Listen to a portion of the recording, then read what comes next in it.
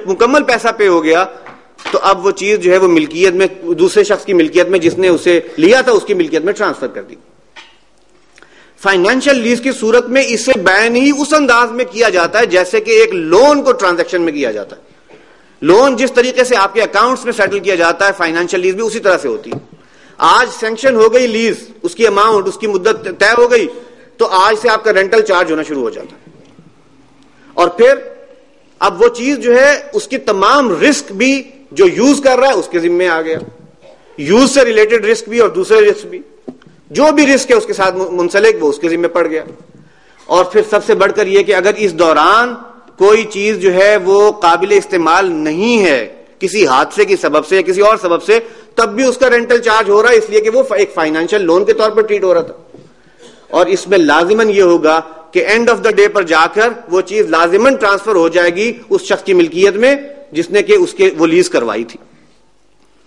اب یہ وہ چیز ہے جس کے اندر ایک سے زیادہ قابل اعتراض باتیں ہیں, اور اسی لیے اس کے بارے میں یہ کہنا مشکل نہیں ہے کہ یہ درست نہیں ہے. یہ اسی ایک قرض کی صورت ہے جو کہ آپ ربا پر یا سود پر دیتے ہیں اور لیتے ہیں, اسے جو ہے نام اس کے اندر تبدیلی کر لی گئی. آپریٹنگ لیز کیا ہے؟ آپریٹنگ لیز جو ہے اس کی ٹریٹمنٹ اکاؤنٹس کی کتابوں میں لون کی صورت میں نہیں ہوتی. اس میں یہ ہے کہ جیسے کہ ایک کرایہ ہوتا ہے اور کرایہ کا ایک خرچہ جو ہے آپ ہر مہینے کے حساب میں ڈالتے ہیں, اس طریقے سے اس کو ٹریٹ کیا جاتا ہے. وہ اس صورت میں اس کا کرایہ قابل ادا ہوتا ہے جبکہ وہ چیز قابل استعمال ہے, آپ کو دے دی گئی ہے, اور اگر آگے ڈیلیور نہیں ہوئی ہے تو اس کا کوئی کرایہ نہیں ہے, قابل استعمال نہیں ہے تو اس کا کوئی کرایہ نہیں ہے. اس کی اونرشپ سے ریلیٹڈ تمام رسک جو ہے وہ اٹھاتا ہے کون؟ جس کی وہ ملکیت ہے, وہ کرایہ پہ دینے والا, وہ اٹھاتا ہے وہ تمام ذمہ داری. اب یہ وہ چیز ہے جو کہ آپریٹنگ لیز کا یہ کانسیپٹ اجارے کے کانسیپٹ سے بہت قریب ہے. اس لیے کہ اجارے میں بھی یہی ہے کہ جو شخص اجارے پر کوئی چیز جو ہے وہ دیتا ہے وہ اپنی ملکیتی چیز کی پوری ذمہ داری اٹھاتا ہے.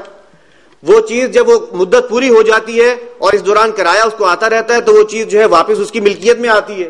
اس میں لازم نہیں ہوتا کہ وہ لازماً جو ہے وہ اس کی اونرشپ میں ٹرانسفر ہو. یہ اجارے کے بیسک کریکٹرسٹکس ہیں. اگر اس کریکٹرسٹکس کو آپ بائی پاس کر دیں گے تو وہ اجارے سے نکل کر ایک فائنینشیل لیز کی صورت بن جائے گی جو کہ جائز نہیں.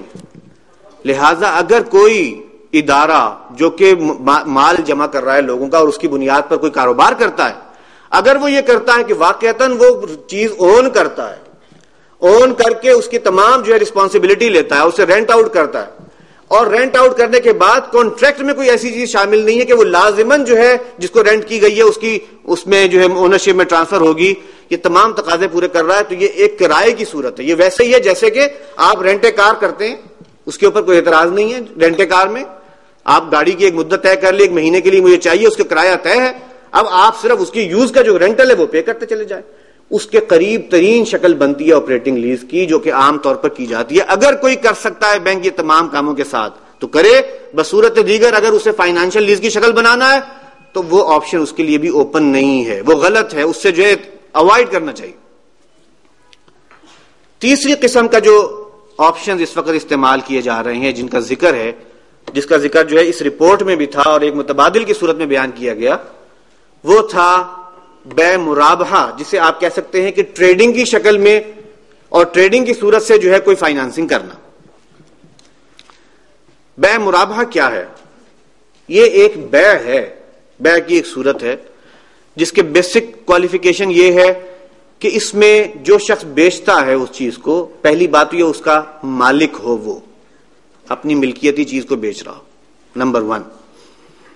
نمبر 2, وہ اس کی کاسٹ پرائس کو ڈسکلوز کرے کہ یہ مجھے اتنی جو ہے لاگت کرتی ہے. نمبر 3, کاسٹ کے اوپر کوئی اضافی اگر خرچے ہوئے ہیں انہیں الگ جو ہے وہ بتایا کہ یہ اتنا مجھ پر اس کا اضافی خرچہ ہوا. اور نمبر 4, اس کے اوپر اگر کسی خریدار کو وہ آفر کر رہا ہے تو اس پر اپنا شرح منافع واضح کرے کہ میں اس پر کتنا منافع لینا چاہتا ہوں, 5% کا چاہتا ہوں, 10% چاہتا ہوں. اور پھر وہ اگر نیگوشیٹ کرتے ہیں تو نیگوشیٹ کرنے کی صورت میں وہ 5% یا 10% جس پر اس کے درمیان میں کہیں آ کر سیٹل کر لیتے ہیں وہ اس کا منافع طے ہو. یہ ایک مرابحہ کی صورت ہے اور یہ ایک کاروبار بیع و شرح کی ایک جائز صورت ہے, اس میں کوئی پرابلم نہیں. اس میں پرابلم کب آتی ہے؟ اور آج کل کے صورت میں جبکہ بینک اسے اڈاپٹ کر رہا ہے، اس کے اندر پرابلم کیا صورت پیش آتی ہے؟ پہلی بات تو یہ ہے کہ اس کے اندر کہیں بائی ڈیفالٹ کوئی ایسا ذکر نہیں ہے کہ یہ لازماً ادھار کی بے ہوگی. یہ ایک نقد کی بے ہے، عام بے جیسے ہوتی ہے، اور جیسے عام بے ادھار کی بھی ہو سکتی ہے اسی طرح سے یہ ادھار کی بھی ہو سکتی ہے. بینکنگ میں جب آتی ہے تو یہ لازماً ایک ادھار کی بے بنتی. نمبر 2، جب اس بے کو بینک استعمال کرتا ہے تو وہ کیا کرتا ہے؟ وہ بینک ٹریڈر تو بننا نہیں چاہتا، ٹریڈر کی ذمہ داریاں ادا نہیں کرنا چاہتا، لہذا وہ چیز جو مارکیٹ میں پڑی ہے اسے بیچتا ہے مرابحہ پر. اسے بیچنا مرابحہ پر کا کیا مطلب ہے؟ کہ آپ اصل میں صرف وہ جو فائنینشیل گیپ تھا، کوئی اگر آج کسی شخص کے پاس اس کی قیمت دینے کے لیے پیسے نہیں ہیں اور وہ ادھار پہ جو ہے وہ خریدنا چاہتا ہے، بازار جس سے وہ خریدنا ہے وہ ادھار پر دینے کو تیار نہیں ہے، تو یہ بینک صاحب وہاں تشریف فرمائیں کہ ٹھیک ہے ہم آپ کو وہ خرید کے دے دیتے ہیں، ادھار آپ ہم سے کر لیں اور وہ ادھار جو ہے ہم آپ سے قسطوں میں لے لیں. سوال یہ ہے کہ کیا بینک نے اس چیز کی ذمہ داری، اس کی اونرشپ کی ذمہ داری، اس کی تمام جو بھی اس کے ساتھ جو ضمان وابستہ ہے وہ لی ہے؟ اگر آپ اوریجنل کانٹریکٹس دیکھیں تو یہ مرابحہ 2 قسم کی جو ہے وہ کاموں میں یوز ہو رہا ہے. ایک اسی طرح کی ٹریڈنگ میں کوئی چیز جو ہے وہ بازار میں پڑی ہے، بینک درمیان میں آ گیا ہے وہ فائنینشیل گیپ بریچ کرنے کے لیے. کلائنٹ جو ہے وہ خود جاتا ہے، سروے کرتا ہے کون سی چیز چاہیے، جو چیز چاہیے اس کا کوئی اگر بھاؤ تاؤ کرنا ہے وہ بھی وہی کرتا ہے، پھر وہی بینک کا کلائنٹ بن کر جا کر اس سے جو ہے معاہدہ ایگریمنٹ کرتا ہے.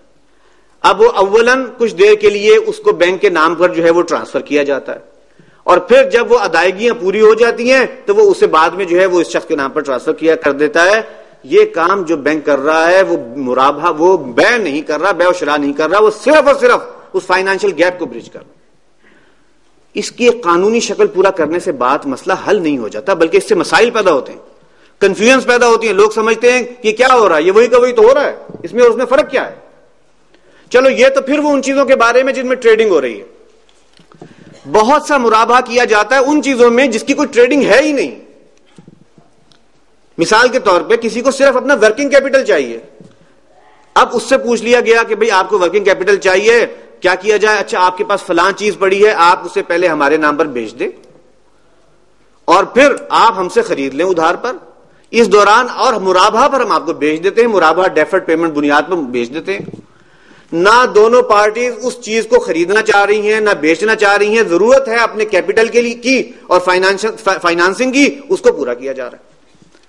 حضرات یہ وہ چیز ہے جس کے بارے میں ظاہری سی بات ہے کوئی دو رائے نہیں رکھی جا سکتی کہ یہ تمام کا تمام اصل میں ایک غلط انٹینشن کی بنیاد پر کیا جا رہا ہے اور ایک صحیح چیز کو غلط جو ہے وہ صورت میں استعمال کیا جا رہا ہے.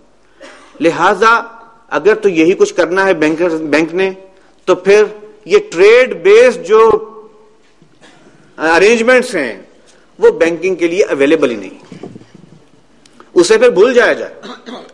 ہاں اگر وہ چاہتے ہیں کہ واقعتاً کوئی تبدیلی کرنا تو پھر وہ ایک ٹریڈر بن جائیں، ایک ٹریڈنگ کمپنی بنے اور وہ تمام جو ہے ذمہ داریاں ادا کریں جو ایک ٹریڈر کرتا ہے، وہ تمام قسم کی ایکٹیویٹیز میں مصروف ہوں جو ایک ٹریڈر کے ساتھ دنیا بھر میں معروف ہیں.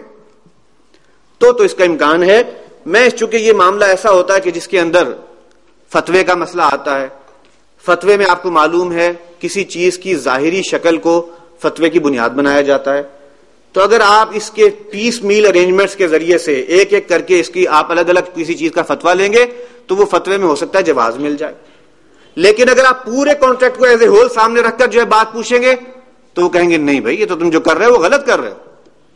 لہٰذا میں یہ سمجھتا ہوں کہ اس معاملے میں جو بے احتیاطی ہو رہی ہے اس میں جہاں اگر قصور بینکرز کا ہے کہ انہوں نے اس کو